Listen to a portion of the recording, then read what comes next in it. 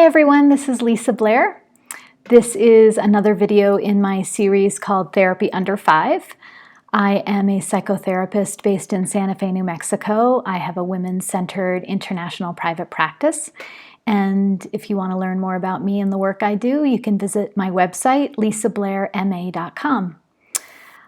In these video series, I take a question that I've received from a client or friend or other person over the years, and I give sort of my initial thoughts from a depth-oriented, process-oriented point of view.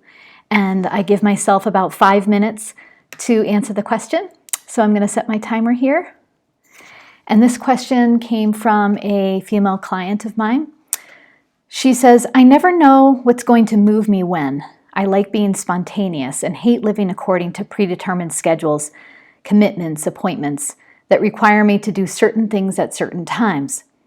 How do I live in a world with schedules when I don't know if I'm going to feel like doing that activity at that particular time in the future? This is a great question. I have personally struggled with this many times over the years. It's gotten better actually for the last 6 months to a year, but this was a big issue for me for a while. So it hits a place inside that resonates for me. So I have 3 initial thoughts about this. The first is that likely, if you're the kind of person who would ask this kind of question, and I know you're out there, it may mean that you're still, in general, compromising yourself a lot of the time, meaning that you're doing activities or tasks that you really aren't moved to do, and or you're doing them at times that you don't really want to do them. So maybe the activity or the task is okay with you, but you're not doing it when you actually feel moved. So in general, I would say that trying as much as possible, and of course, in this world with so many responsibilities on our shoulders, we can't always determine when we're going to do what. Sometimes it is predetermined, and that's part of the struggle with this question. But as much as you have control over that, then really following yourself as closely as you can about what moves you when. So in general, if you have to make an appointment, then maybe in the time prior to going to that appointment, you do something that you'd rather do and then go to the appointment, or you take the time, you go slower getting yourself together for that appointment than instead of rushing, because going slow is something that you enjoy, taking your time. For example, so working in little bits of following yourself in the midst of your schedule is an important thing to do. And if you don't have to do those things, if they aren't required of you, then try dropping them for a little while. I know that brings up potentially other issues. A lot of women have mentioned to me, well, I haven't cleaned my house in a while. I've had many clients say that to me. And I think, if it's not something that you're moved to do and you don't really have to do it, then try giving yourself a break from that for a little while. Let the clothes build up. Let the dust build up. It's not necessarily going to hurt anybody. And so try to give yourself more room around those things.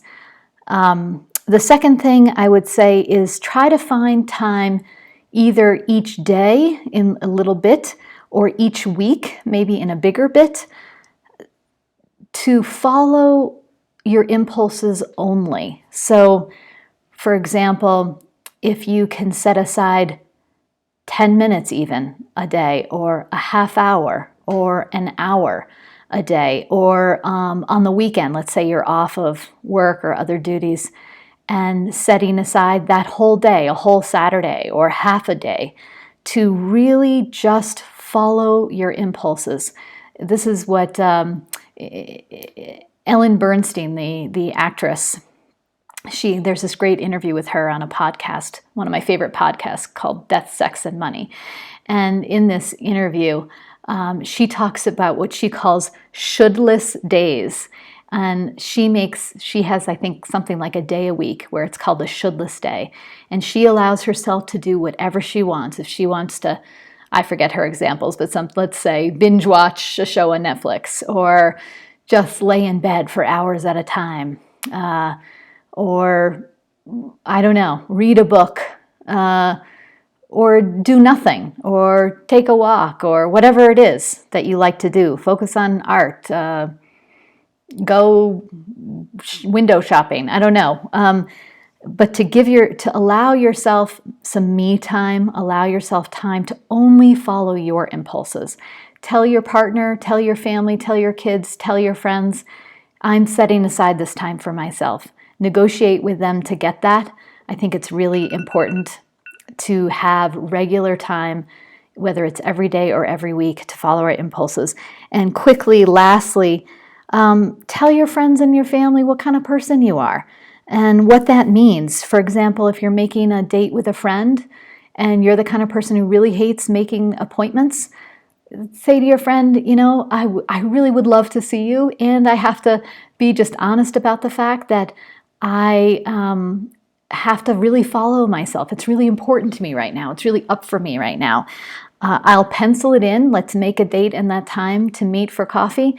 But I'm going to get back to you on that day and tell you if I'm feeling up to it, if that's right for me. Maybe you want to be more internal that day. Maybe you're just not feeling social. Maybe you've got other things that are calling you that day, other projects or interests.